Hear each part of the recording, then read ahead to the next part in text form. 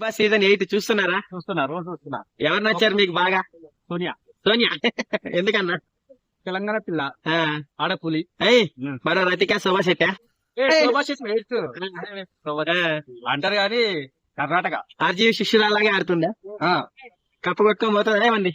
99% ఆమెకే ఉంటది. ఆ.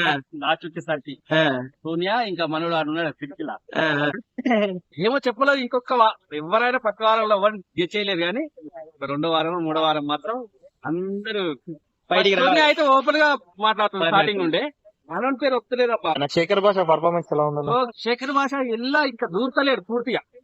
అన్నిటిని లైట్ తీసుకుంటా ఉండు. నేను ఎప్పుడు 9:30 అవుతుందా అని చూస్తుంటా.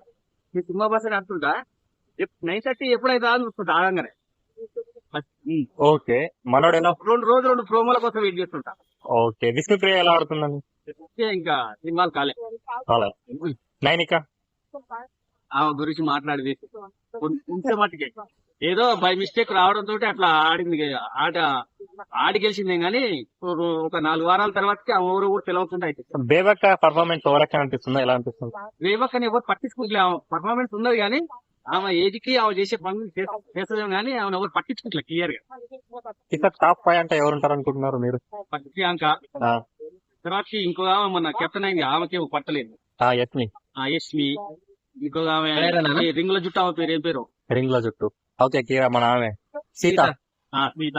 ఆర్మీ కూడా ఆమె అయింది. ఆ, నెక్స్ట్ మా సిరిసిల్ల కురోడు ఆ, ఉంటే వరంగల్ కురోడు. అంతేనా? Thank you. ఓకే అండి, థ్యాంక్ యూ.